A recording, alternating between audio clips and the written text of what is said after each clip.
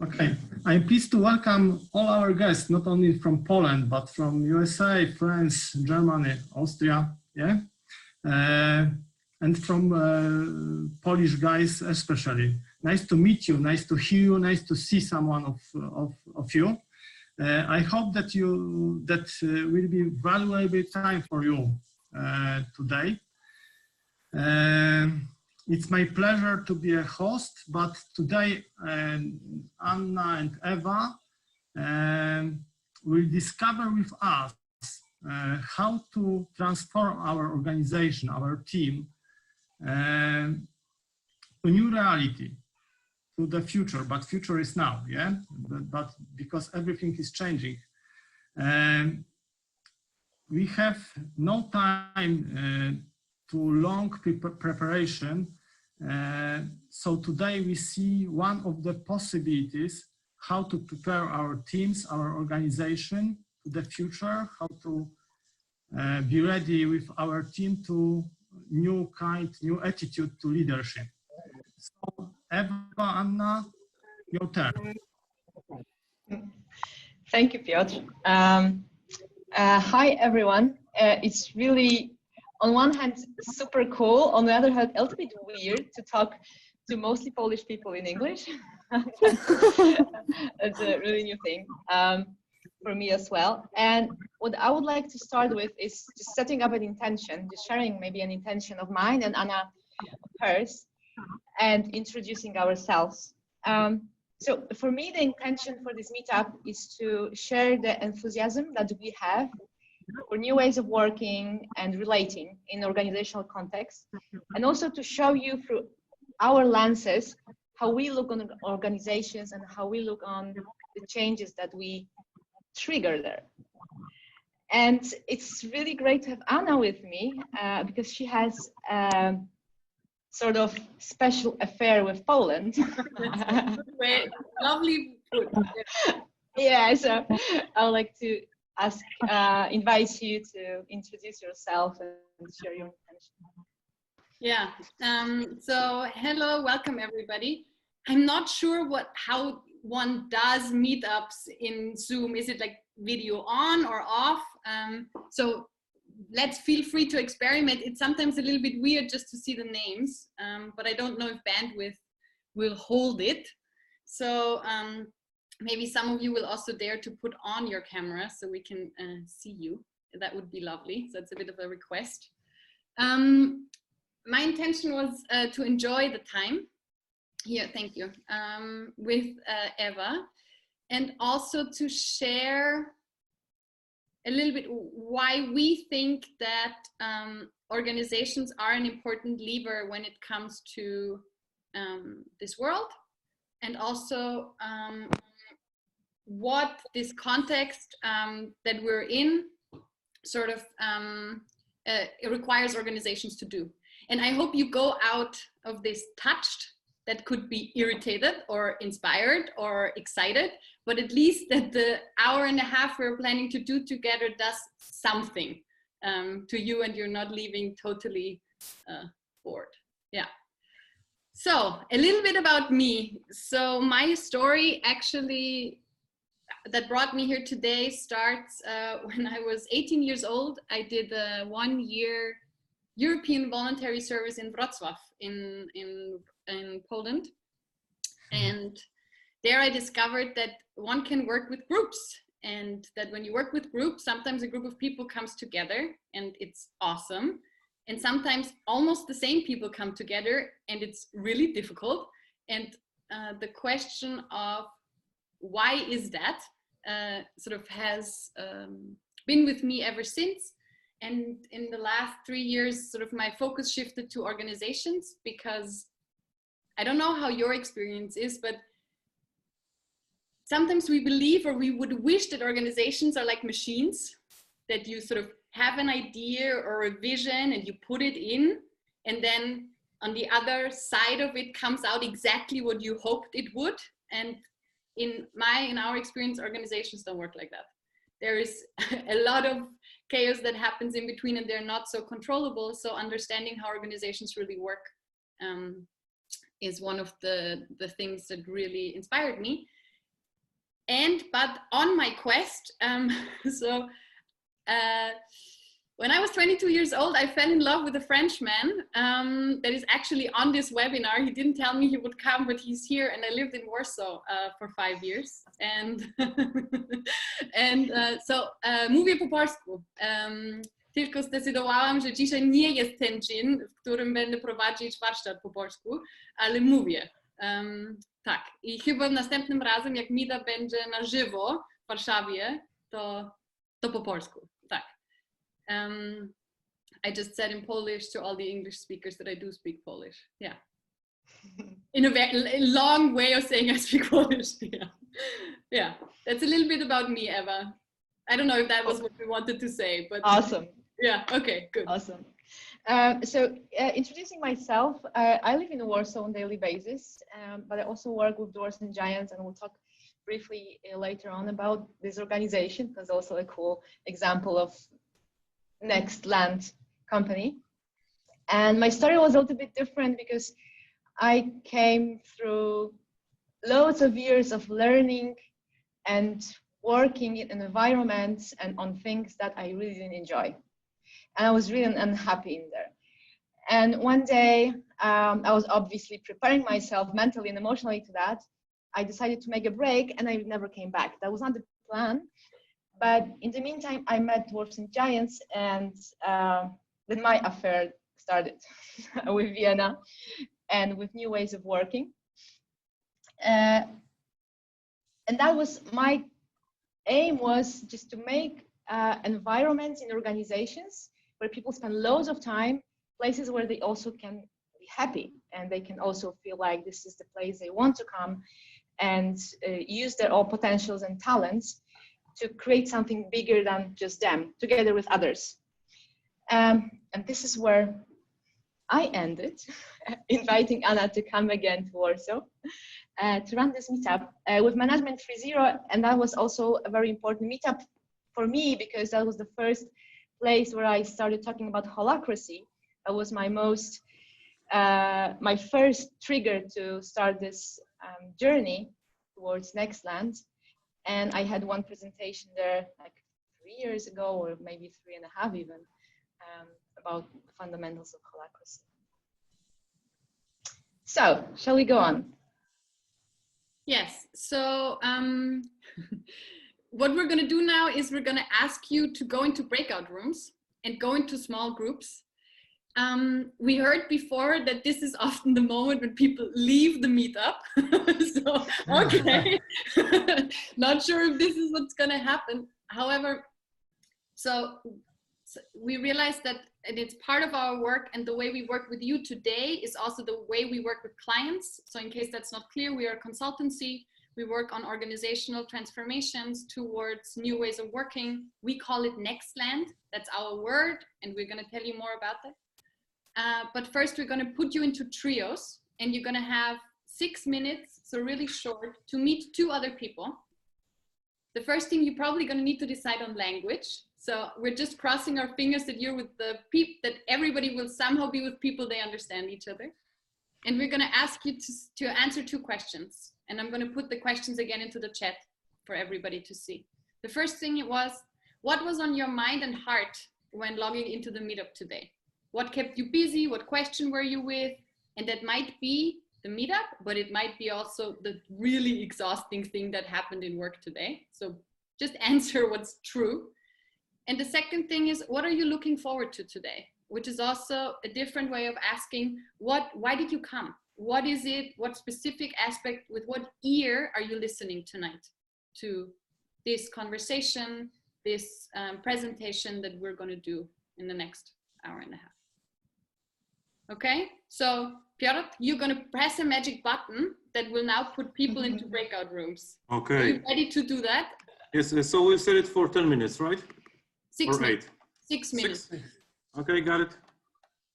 Screen is our purpose, and this is like the main and the most important element, I think, of Dwarfs and Giants that keeps all of us like also together, but also going in the same direction, and rewriting the future of organizations and catalyzing evolution of wholesome organizations, which basically it's all about constructing new reality of organization together, and also making sure that we're going in the direction of wholesomeness, or like healthy organizations, healthy systems that can support also individuals, as well as whatever you want to co-create. And Dwarfs and Giants were founded like 5 years ago in Vienna. And this is a consultancy company that is focusing on whole system transformations. So we come in, we help organizations to get where they want to get, having also in the back of our heads Nextland, which we'll talk about today, but also the foundation that we work on is systemic theory, which is very much baked into every step and every intervention that we are introducing. And many times we are just the triggers. So we come in, we irritate the system so that the system can change. Go on, Anna, because I think that they are... So we're 20 people from 5 different countries. The language which we use to talk to each other is English. This is also why a lot of our material is on English, and we decided to do this webinar on English. And I think we're gonna, one of the main things of why Dwarfs and Giants was formed is maybe 2 stories. One story is, where does the name come from? So a lot of people ask, what does that mean? Why Dwarfs and Giants? And so we want to rewrite the future of organizations. So we believe there's a better way of organizing out there than it is right now. And still, we believe we can only do what we can do because we are dwarfs standing on the shoulders of giants. So this means being very respectful to all the things that happened in organization, in organizational theory, and in the way we organized our world until now. Because these are the giants that we stand on. We little dwarfs stand on the shoulders of those giants, so that's the name. Also because we think it's funny, who is a consultancy that has that kind of name. And the second thing is, usually organizations come to us and say, there is a world out there that's changing and it's very fast, and we don't have the answers anymore, because we sometimes have people that all they do is to check if people put in their travel expenses in the right way. And we take so long to take decisions, and sometimes we take 3 years to come up with a strategy, and the world has changed around us. And I think, Piotr, that was a little bit your intro in the beginning also. The future is now. So this unpredictable world, and where does that lead, and how do we organize around the world where we truly don't know what happens tomorrow? That's the question that keeps us going, and where we experiment with organizations and ourselves. So we're a laboratory, and we run on holacracy. For, I don't know who of you knows that. We work with Kanban boards. We try out how does radical honesty and feedback go together. We have a different system of how we share profit. So we thought about how can the organization that we are building already be an inspiration for organizations of the future. And we're going to speak a bit more about that today. And the agenda for today will be, just so you know, we're going to go a little bit more into Nextland, which was the metaphor that we found for describing all these pioneering organizations and this work that is done there, where we are one dwarf on the standing also on the shoulders of giants there. We're going to speak about 5 principles that, based on our work and the research we have done, so theory is really important for us, so we're a theory-based consultancy. We're going to give you some examples, and we're going to ask you to do exercises. So there will be more breakout rooms and conversations with each other, because this is how we work with people. We don't come into organizations and say, this is the blueprint, this is how it's done, and now go and do it like this, 1 to 10, but it's a dialectic, like we talk with each other, because that's how we believe reality is constructed in conversations. And then we're going to do a Q&A, and we would like to do the Q&A in the end. So we ask you, if you have a question or if there's something, to write it down. We ask you to bring pen and paper, and then in the end we hopefully have time to answer them.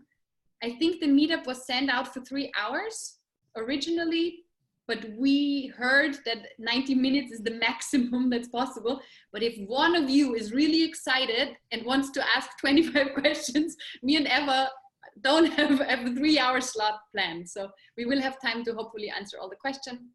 And then there will be a short checkout. We're planning to end at, I think 7:45 at the moment is the most realistic answer ever. No, more or less. Yeah. Okay. Yeah. Okay. Okay. So that's so good. Yeah. So this is just like a short slide to bring you back to where we are really, and what happened in the meantime of the last at least 20 years, 100 years, sorry, with organizations and innovation.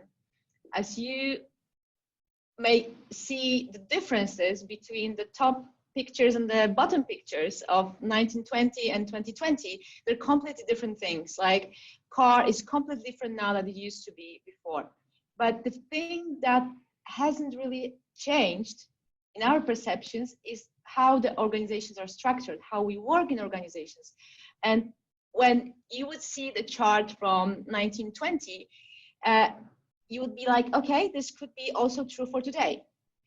And we believe that it's not really working anymore because the time, like the life is speeding and it's really fast and decisions need to be made really fast. We have usually no time really to waste.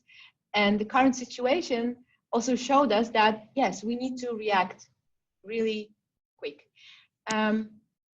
And on the basis of this changes, what we came up a few years ago together with Harvard Business Review was the next land map. And this shows the universe of organizations in our world. And what you have on the bottom left is just a part of the huge continent, which we called Now Land. Now, because this is what we know, what we experience, this is what we built, so many amazing things that we on everyday basis appreciate also. And still, there are some foundations that are not anymore in line with our development as human beings, as societies and organizations. It was usually and still is based on things like standardization, hierarchy, efficiency, predict and control, who has information has power. We're working to maximize shareholders' value. And throughout the last 50 years, there were organizations who were feeling that, well, something is not really efficient anymore, and something is not, doesn't feel good, doesn't feel like we're actually building the world we want to build. And they started exploring different ways of working and different ways of relating in organizations. And altogether came a number of disruptions. And one of them, the biggest one, digitalization, which completely changed the world, the way we interact, like now only throughout the internet almost, which would not be possible like 50, 80 years ago. And it brought a lot of changes to the way we work together and we organize, we manage organizations. And things like agility showed up. Things like bringing back all the wisdom to apply it in organizational context. We have startups, we have different kind of models, canvases, beyond budgeting, sociocracy, holacracy, that we started to experiment with and bring to life to check, can we do it differently? But there's also, in the top right, there's also terra incognita. We don't know all the answers. So there's so many things that we're still exploring, and we are all some kind of laboratory where we're trying to figure it out together, how this could look like differently. And yeah, go on. Yeah, and maybe one sort of is new ways of organizing. I think one part of the people that looked into that had maybe more of an idealistic idea also of let's change the world, let's change organizations. And the clients we work with are from like 150 people to 250,000, so quite a big range. It's very often very practical concerns, like that they cannot anymore, that they feel they're too slow Yeah, so we worked with the CEO of an elderly home care, and he said, there's a problem. I have 600 employees. There's sometimes a problem. It takes 2 weeks to come to me. I'm not an expert on this. I'm already a bottleneck. Then it takes 2 more weeks until that comes back. And sometimes the person it concerns is not alive anymore. This cannot be a way of a healthy organization that just creates frustration. And we need new concepts of doing that. This is like a real life example of with what kind of cases organizations come to us to say, hey, we want to, let's change this. Yeah.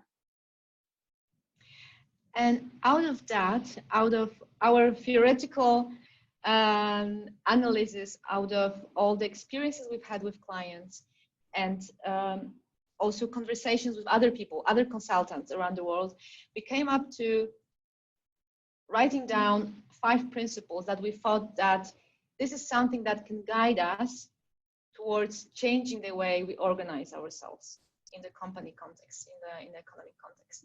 And you see on this slide that we have this now land principles, things that until now our businesses were based on, and also the next land. And it's not about something that is right or wrong. It's not about that you need to get to maximum of distributed authority or autonomy and collaboration. It's all about finding the sweet spot for us, for our organization, what will actually work best. For us, where we want to be and where we are and how we want to get there. And we will talk about those principles in the moment in more details to get you a little bit more sense of what it really is.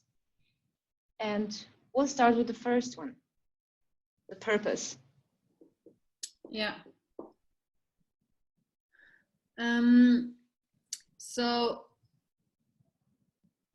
I had a thought before, but never mind. I'm going to focus on purpose now. I have so much to say. That's the essence. So I don't know if you are familiar with the term VUCA world. I don't know if you've heard about that. It's something that was used in the military after the Cold War. They tried to find a way to describe the world that's happening. VUCA stands for volatile, uncertain, complex, and ambiguous. And it's a concept that many consultancies use it as a way of legitimizing what they do. So do we. It's about sort of trying to describe this world that is changing faster. And I'm sure you've all seen how many more, the lifespan of organization that's so much shorter, disruptive companies, Airbnb, biggest hotel who doesn't own any hotel beds, and so on and so forth. And so what gives orientation in times like these? And one of the things we found is purpose. And especially in Corona times, in what is happening right now when we talk to organizations, the clearer their purpose and the clearer it is what is sort of orientating the organization,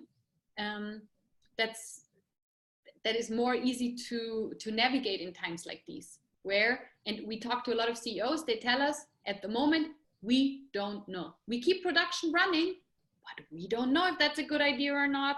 I don't know if people will need cars anymore. This is conversations that we have. So purpose is like when the outside world gives so little orientation, it's something that comes from the inside of an organization. So we shared ours, rewriting the future of organization, catalyzing the evolution of wholesome organization. And for us, that's actually something really practical that creates a pull from the inside. For example, when we take on new clients, we ask ourselves the question, does this client fit our purpose? Do we really believe that this is something that organization that could go towards next land? Yeah?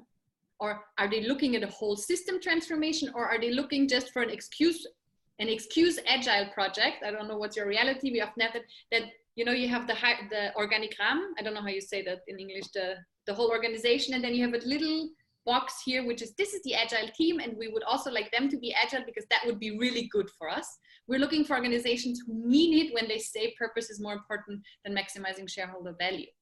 That doesn't mean that organizations should not make money. Organizations want to thrive, need to thrive, and we need organizations. It's just that it's a very different decision also now in times of Corona.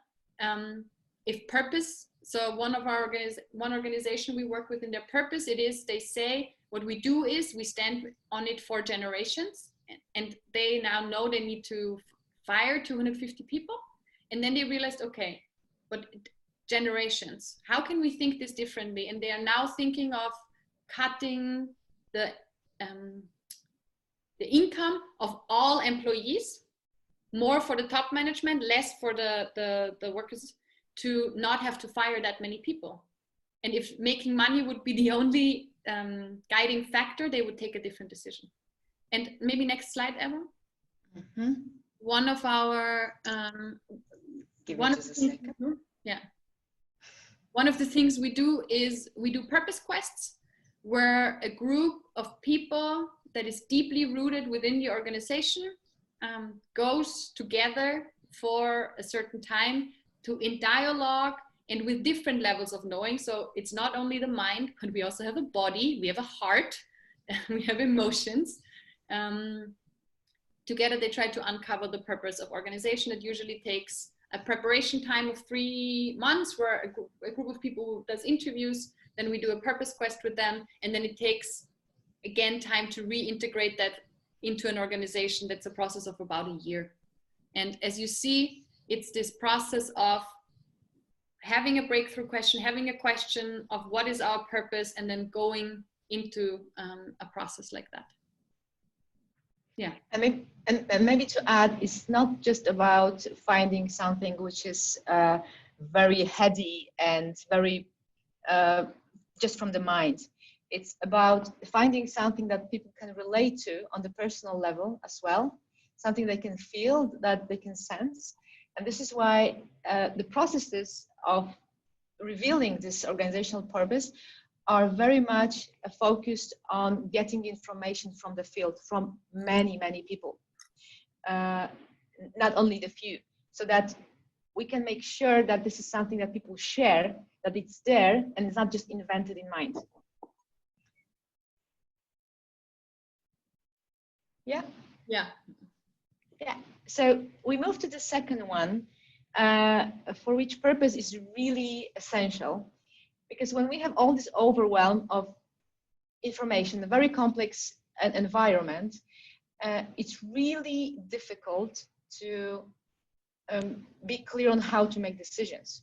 And we many times fall into the trap, let's rely on a few people that maybe know, are on the top, to make the decisions for us. And that creates things like, obviously, like some bottlenecks, decisions take a really long time. There are processes that are really risky because they don't integrate perspective of others.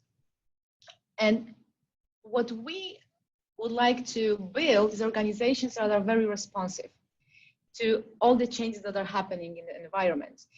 And this is why we believe that distributing the decision-making to the edges of organizations, so where the information, the decision needs to be made when it's needed, it's a little bit more flexible concept.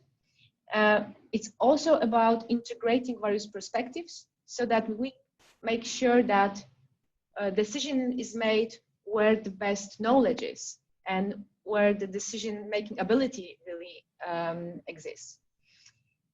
With distributed authority, it's a little bit different than with delegation, because this is delegation is something we're very used to. So if I delegate something, it means that the person I delegate to can do things within the frame I set.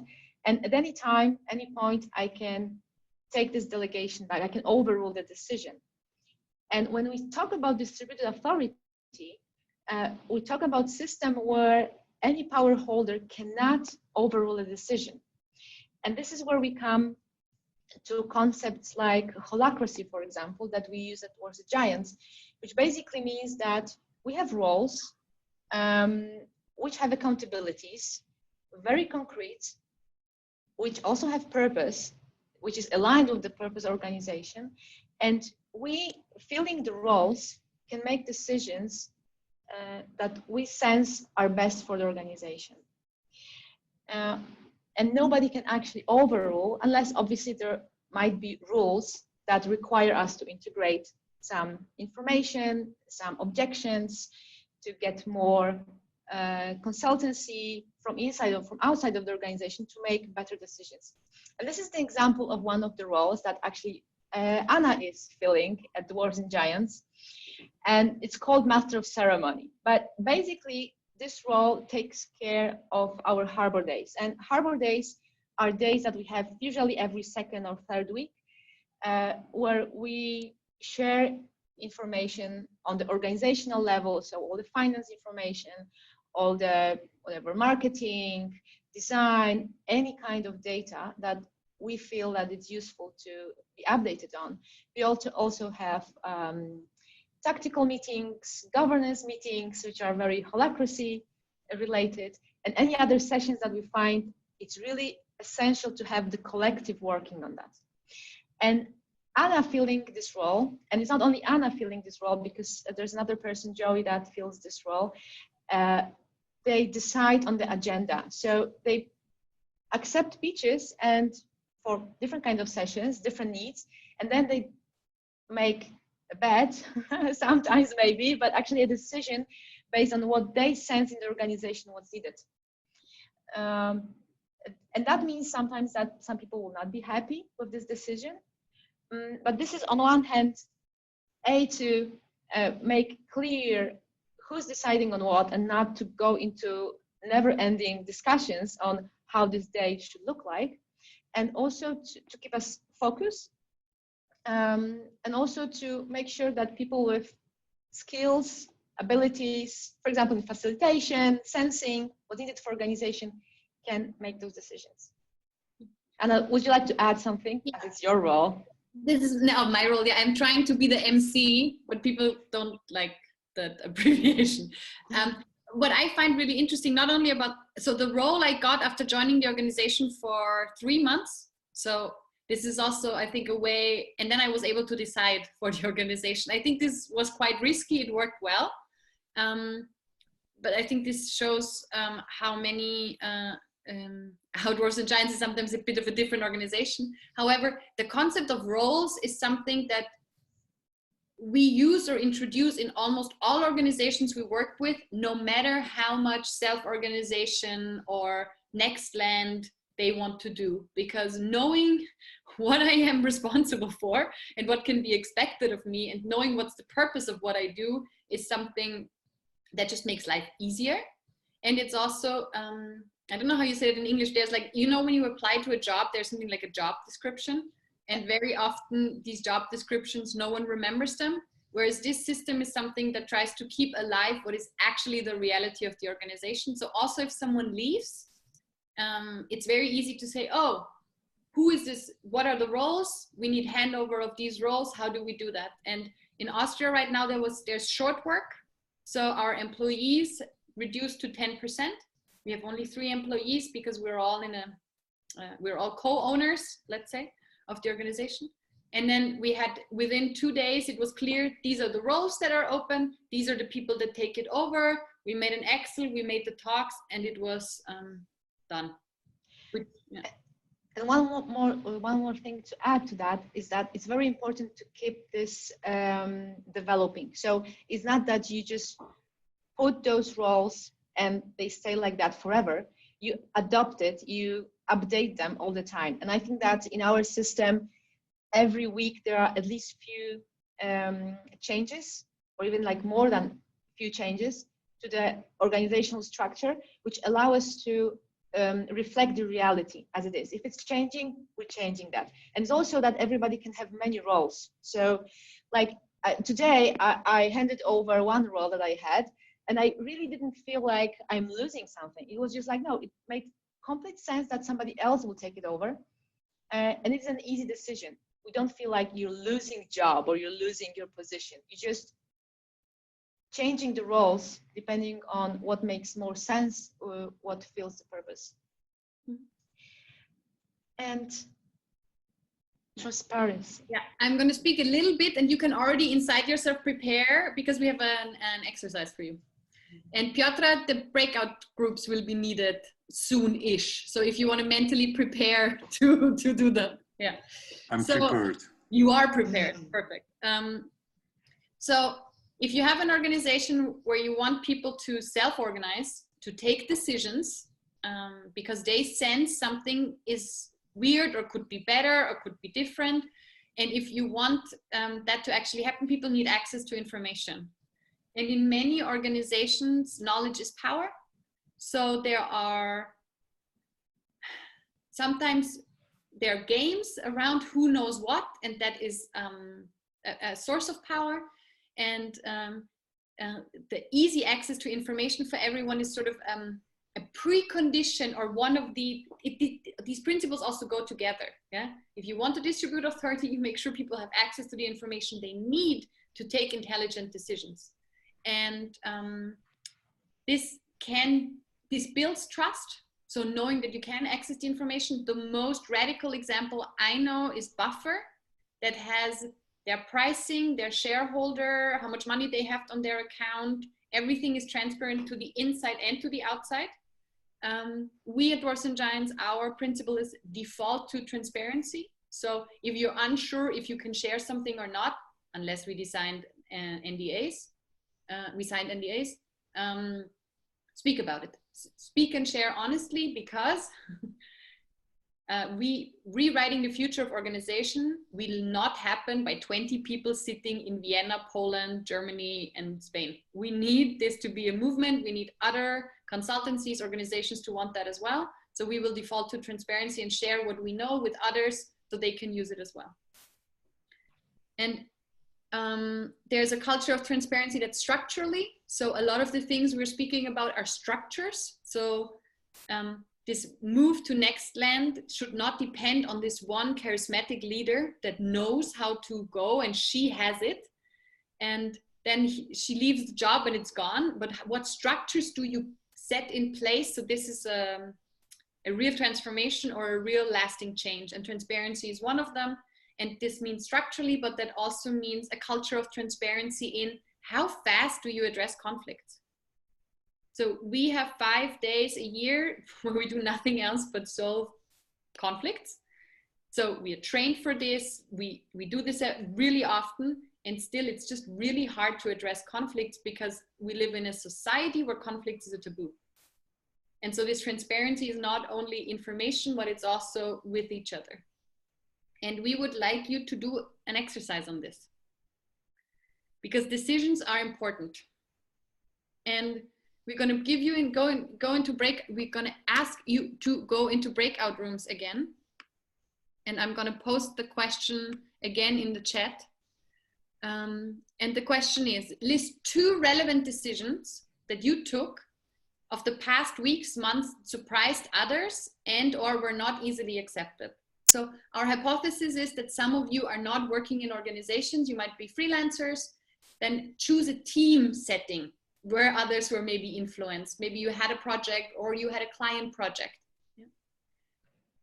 What were your underlying decision-making criteria? Why did you take this decision? And how explicit were you about them? So we are asking about a decision where it was a little bit cringy, and which aspect remained implicit and unspoken, and why was that? And then what's the next workable step to create more transparency in decision-making based on your insight? And our proposal is that you have 10 minutes and you maybe spend the first 2 in silence, writing down what could be potential answers to this for yourself. And then you take time to share. That would give it like 2.5 minutes per person. And you decide on the quality of these breakout groups. So you decide if you choose something that's really meaningful to you, this makes a difference. Or if you did choose something that you say, I had a long day, I'm going to choose something that's just easygoing. You decide how deep you take this 10 minutes and how much you take out of it. Okay? Are there any questions to the assignment?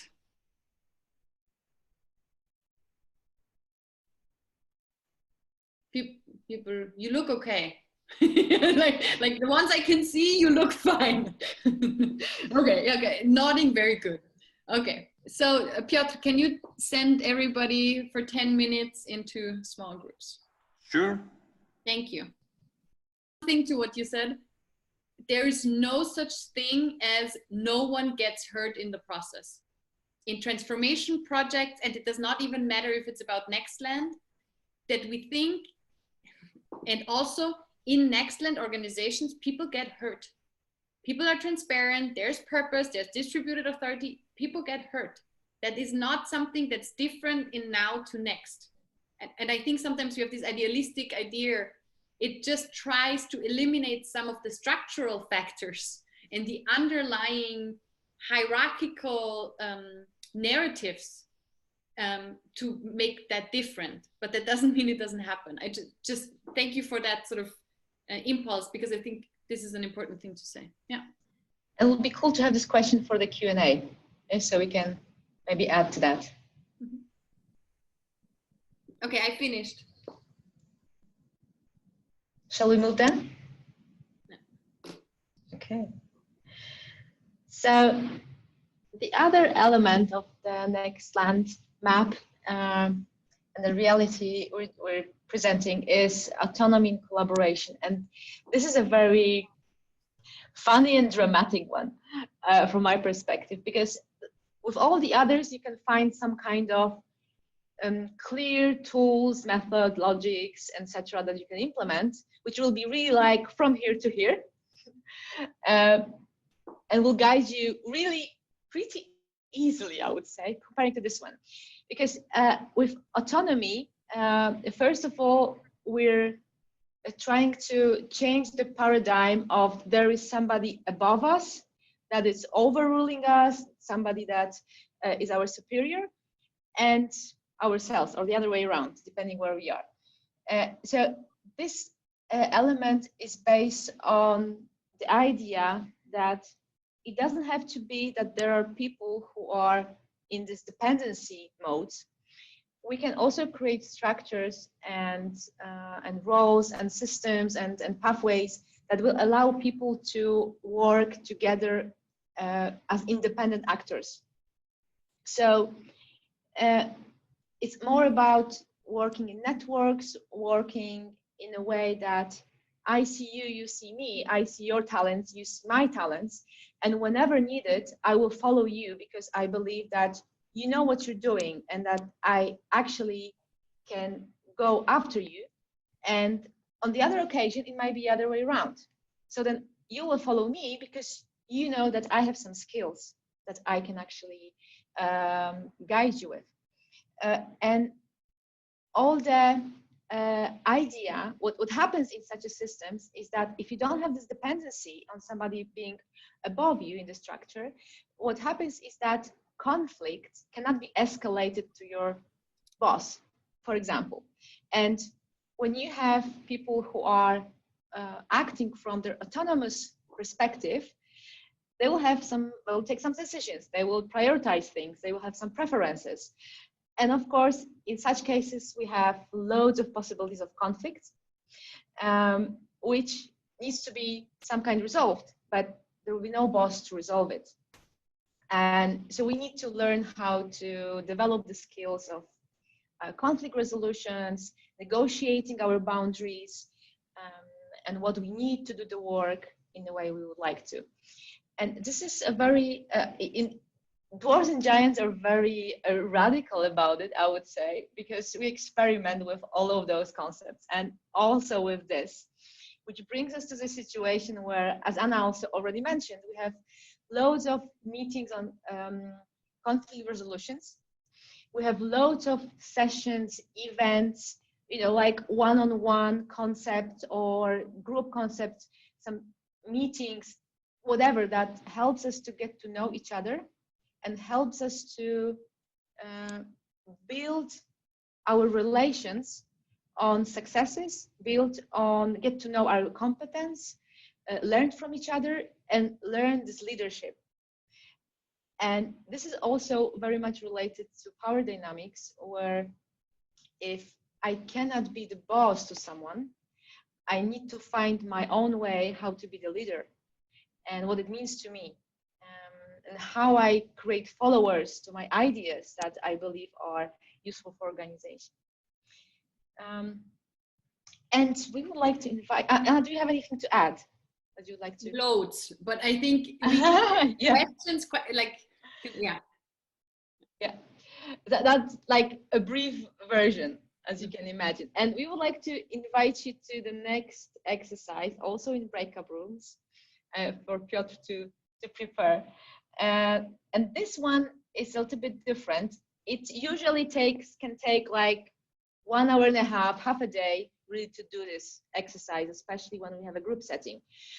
But what we would like to investigate here is just to draw a map. So put yourself in the center and draw a circle around that. 1, 2, depends how you want to, and choose a context you will be working on.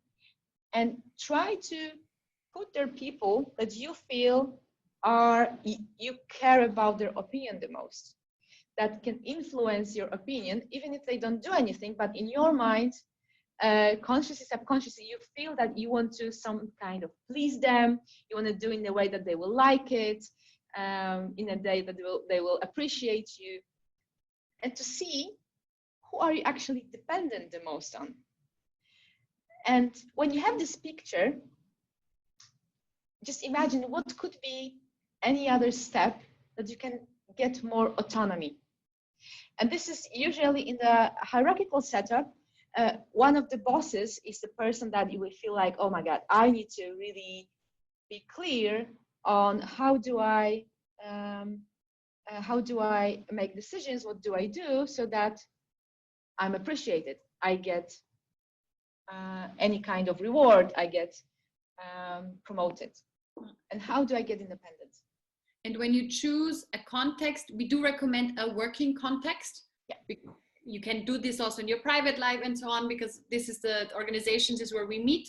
And the closer people are to you, the more you feel dependency on them. Yeah. And it might be that some people move. Yeah. It's not a clear-cut thing. Yeah. But because there are some topics, Krzysiek, Piotr, Agnieszka is really important. And on other topics, maybe not. And we are going to ask you to start it, and we're going to promise you it's not going to be satisfying because you will not have enough time. And still, we think this is an interesting exercise to get started if you want to dig deeper into that concept. Okay, so we'll still be in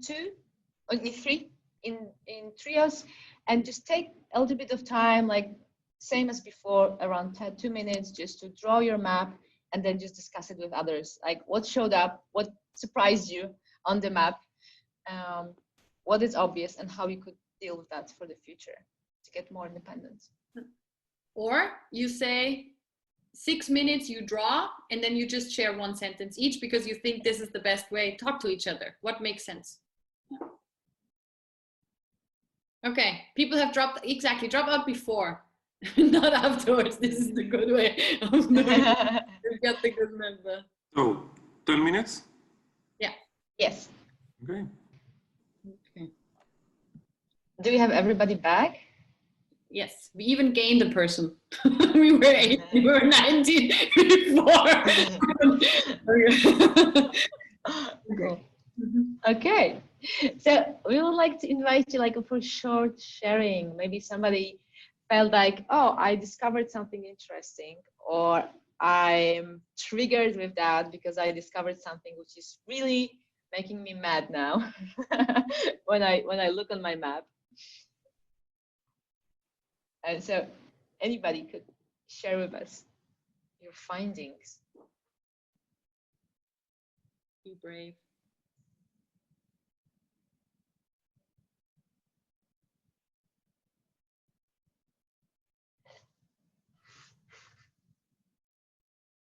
All right, maybe I can go. Hi, guys. Hi. Hi. The interesting thing here for me was that I work in a huge corporate company, like a massive one. And so it's very structured. And so, you know, like in general, thinking about my own autonomy sometimes is really challenging because the rules are here because they're given for the whole company itself. And somehow when I'm trying to think how I can gain autonomy for myself, my natural reflection is to build more structure, to build more rules somehow. And I don't know, I was thinking like maybe I should find ways to, how to say, to trust more my team and to share results in a more structured way, planning on a more long term. But those are like very rational things. And I completely believe like your goal somehow is to invite us to be disruptive, to be much more outside. I don't want to say outside the box, but outside the path, the road. And naturally, I'm tempted to go in a more structured way. Yeah, that was interesting. It's a perfect example. Thank you. So there's an autopilot in organizations. There is a way of how a social system that is an organization is used to doing things. And I guess what you discovered is your organization works as structure. And what we are trying to do is to make a difference that makes a difference. Yeah. So to do something that irritates the system. Yeah. And that could be, and that often is because of the paradigm we live in, something that's not so structured. But sometimes in organizations that are very loose, structure is the difference that makes a difference. So it's not so clear cut. And it's easy to see that when there are stressful situations, because then we tend to go into our autopilot mode. So automatically you can see like, okay, I'm in a stress mode, or my team in a stress mode. What's our first thing to do? And try to think like, okay, so how differently could we act in this situation? Okay, we have one last principle, and then we go into questions for those who still want to. Last but not least, predict and control versus evolutionary learning. So the way organizations have been set up is we make a plan, we believe in the plan, we roll out the plan, and we keep on believing in the plan until we make a new plan. Or we fit the goals we agree on with our supervisors or leaders into the goal that someone made, even though they might not even be relevant. And so this idea that organizations can adapt quickly comes with the question, how quickly are we able to learn and to adapt? And how can we build structures? Because it's not like we believe no more structures, but structures that are built to be adapted and not to be kept. Oh, we had this really great idea, let's keep it forever. But we have this idea in 3 months. Let's look on it again. For example, a new organizational chart. That's the word, organizational chart. And it's written on it, organizational chart valid till end of 2020. And then we look at it again. To make clear into the organization also, this is something we're going to keep on changing if we realize it doesn't make sense. And there are certain degrees of this evolutionary learning inside the organization. And I think I'm not going to go to this slide, Ewa. Just go one back. I'm just going to talk about it, and then we skip to questions. There's like occasional learning. So sometimes people sit together and say, what are we learning? How did we do that? Then there's maybe something that's more structural, like in Scrum, you have retrospectives, or you have coachings that happen, or something that you have set up. The annual retreat is often something that's happened. So you already have structures where learning happens, but it's not so permanent. And then there comes a moment where you're also asking, why are we the way we are? Yeah. So when you go into a more sort of meta learning reflect in second order, which is happening, for example, if you do like cultural diagnosis. So the example that was just given about really understanding what's the cultural patterns of an organization and where they maybe come from and what we might do to change them, which is bigger than me as a team. We're learning, if we communicate more, if we make more transparent, we could be better. And I'm not going to go into the systemic loop. You will see, you can receive all our PowerPoint. So there you will find the systemic loop, which is just a way of looking at learning, the other way around. Where building hypothesis is a main part, not to just gather data and immediately act, but actually ask the question, why is that? And how is that connected? But I'm just gonna and just not to look, so one thing I would like to add, when we're looking from the systemic perspective, we're not looking on this person did that. We're looking on the relations, on the elements, on how they interact with each other. It's on the patterns, not on the people and who is the guilty one. This is not important because everybody represents what is already in the system. Just like very briefly. So. System theory people study 5 years in one sentence by Ewa. If you didn't totally understand that, do not worry. Yeah, systems theory, yeah. Okay, you made it till here. So your prize is now you get to ask questions. Yeah, and we totally understand if you said it's been a long day.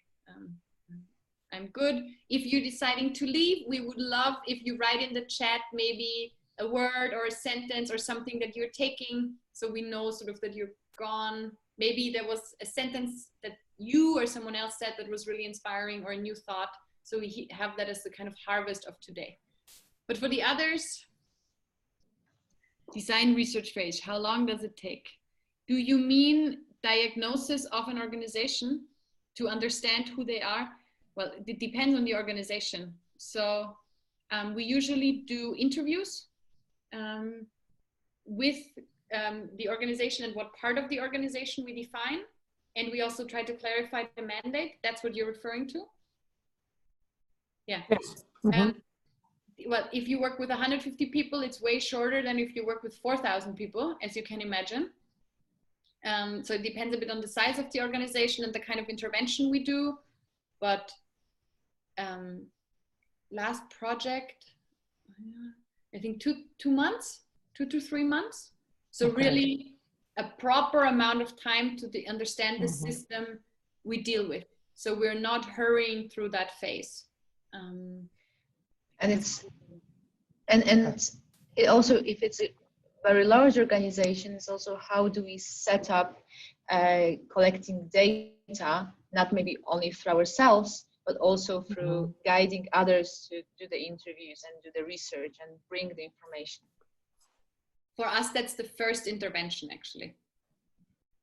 So it's not that we call it diagnostic phase, but it's the first intervention where we help the system to see itself.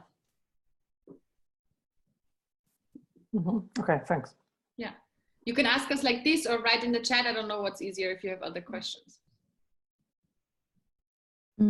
Okay, my hope is that you're preparing a tailored solution for organization, not asking each organization to be holocratic, because it's not like with Agile that it's modern and everybody has to be Agile now. Yeah, we don't believe in we don't believe in one size fits all. So we don't believe that holacracy fits organizations. There's actually a lot of organization that holacracy doesn't fit to. Yes. Yeah, and also like this, I made this joke about Agile being the thing you need on your organizational chart as the one thing in the back. Yeah, and we're experimenting with things that seem to be working, and that's a little bit these principles that we came up with. Yeah. And we like usually, every time that we enter organizations, we need to look for what the organization is ready for and what it needs and where it wants to go. So the processes might look similar from the very one level, but actually the details will vary depending on the organization and team that we're working with. And maybe, I don't know if I understood your question, Kate. Was it a question or was it more a remark? Yeah, it was just a kind of question. If you're preparing tailored solutions, We're preparing it. Yeah. No. But what do you mean, Anna? Because if I understood, maybe I understood the question completely differently. So when you have an organization that want to change the way they work, etc., what we come with is our approach and obviously loads of different tools But at the end of the day, this is the tailored made. This is made for the organization. And every time, this is a lot of preparation with the teams, with the decision makers, with the transformation team that we set up to bring interventions that will work for the organization. So it's not that bringing holacracy is just one of many things, not that many times executed. Okay, thank you. Okay, I didn't totally understand it, but if you got what you needed, Kate, I'm happy. Yes, yes, I did. It was just kind of a provoking question, but I kind of expected this answer. I just wanted to hear it explicitly. Yeah, totally. Cool. How do you know together with customer that transformation is a success? How do you measure it? I don't think we're very good at measuring it, I think. But what one thing that I could say is that this together is the key there, because the customer needs to figure out what the success is for them. And sometimes it's not really measurable in numbers. Sometimes it's a completely different quality that we're looking for, and we need to find it together. And like from my experience, it was usually the thing that the teams were sitting down and thinking like, okay, what are we actually needing out of that? Where are we aiming? And when you have the purpose and the intention of the transformation, then you look back on how will we recognize that? And it can be in many different ways. And but go, Anna. What are the factors that, sorry, I'm now distracted by the chat. I think we are also trying to question, what does measuring mean? So like the disruptors, yes. So, and that could be it is an interesting intervention if you look at teams and say, okay, how do you want to measure that what you're doing in your transformation, for example, is successful? And sometimes the answer is, it's successful if we feel safe in this team. And then what we do at the end of each meeting, from 1 to 10, how safe did you feel? And sometimes we are from 1 to 10, how honest were you in your answer that you just gave, you know? So how can you make measurement not something also that's at the end of a process in success, but that can be quick and easy within meetings also? Yeah. Okay, Paulina, you said that it is not for every organization. What are the factors that make holacracy possible? What makes it impossible to be implemented? So I think that one thing is that when I'm looking on the organization I worked with, there needs to be a dialogue. And that's one of the most important things, that there is a dialogue between people and understanding on what the next land is, or however you call it, what holacracy is, what are the rules, what it takes to implement it. And taking it seriously, so not just taking as an experiment, you know, here we'll do it a little bit and we'll see. So it's a little bit full in, but we're also working on gradual implementation, so it depends on the approach. But one of my observation was that, for example, if you have a structure which has more than 3 layers of hierarchy, that will be super difficult. So that is something that is very easily measurable. If you have 3 or less levels of hierarchy, then it's possible. And I would say that it's out of preparation and understanding what it takes and what you want from this system, knowing that this is not the end of the world, and knowing that if you would like to implement holacracy just mechanically, it doesn't mean you will become next land organization. It's same like implementing Scrum, but not being agile. And for me, it was always like, what kind of motivation do you have to implement the system that you're implementing, and what kind of change you want to achieve? So for me, the most important thing is, do the decision makers really understand what they're getting into, and are they willing to do that? We are experimenting now with K2K. It's a really interesting consultancy in the Basque Country, which they don't do transformation, and they work not with holacracy, but self-organization in general. They don't do it if not 80% of all employees agree. They say it doesn't make sense if we go somewhere if people don't want it. And that's something we've also started experimenting with because we find it really interesting. Which somehow answers this question. People do you have to have on board for transformation? Convincing, no, you can't convince people. I have not met, like, because the first difficult thing happens, and it always happens because it is difficult, and then boom. And then you sit there, and then you have people that are disappointed, and we go in, our diagnostic process is long because we go in and we say, people, do you understand what this means? Like, do you understand what we're asking from you? This means that your parking spot that's really close to the entrance because of something might not be there anymore. Are you willing to do that? And the one more thing is that when we enter organization, it's not us doing the work really. And it's also many misconceptions about, oh, consultant is coming, they will do the work, they will change us. We don't need to do much. And it's a little bit the other way around. People need to want to change and want to make an effort, devote enough time to actually make it happen, to change their habits to the new ones. Maybe we take one or maximum two more questions. I think it's long already and you've been very patient and kind with us. Is there anything you think this would be? Like you said a lot about conflict resolution. Yes. I wanted to ask if you have a special method that you prefer to work with conflict. Yes. So Clear the Air, which is based on nonviolent communication adapted for the business context. We have one of our partners is a trainer of nonviolent communication and developed this Clear the Air method. We use it ourselves since I think 4 years already, and we're training also in that. And that's been for us the one that really sort of we felt that fits into, I think, also the way we see the world. So systemic, constructivist systemic theory, but also we found it very easy to apply in the contexts we're in. And it's also adapted to the self-organization, the transparency principle. So very much based on ownership and very much based on the idea that we tend to resolve our conflicts together in the presence of others. So not only, you know, behind the closed doors, but it varies. So it's very open. Do you have some materials that you could share on this method? Clear the Air, I think if you Google. I would say that Google for sure has materials. Do we have English materials to share on Clear the Air? We had an English workshop.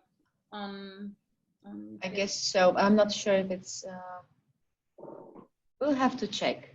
Yeah. And we will send you, so we'll send you the presentation and we'll send also some links that might be helpful for you to have a look at, read, and also we'll check with the Clear the Air if we have materials that are actually open, that we made public, Yeah, and are ready to share.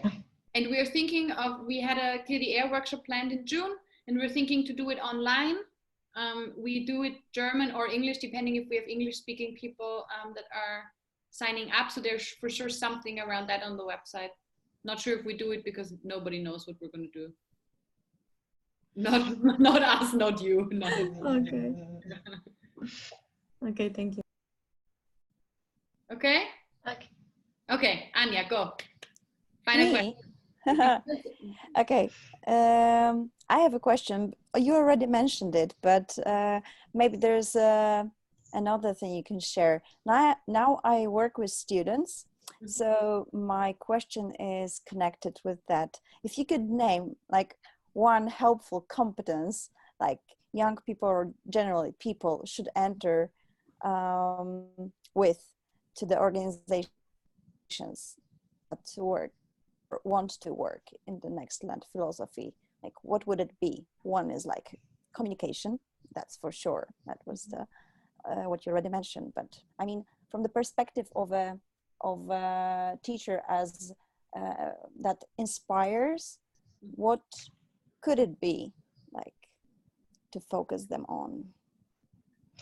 I think that the first thing that I don't know, Anna, what's your answer to that? It's to be open to experiment. Mm-hmm. Yeah, I had dealing with ambiguity and complexity. like a real inner, like having done the work inside, that you're okay when things constantly and continuously change. Because in Nextland, the organizational chart, and it's not that extreme in everything, the organizational chart in our organization changes every 2 to 3 days. And being okay with that is really sometimes hard, because it triggers stuff. I don't feel safe. My strategy for safety is usually asking somebody to tell me what to do. Then there's nobody who tells you what to do.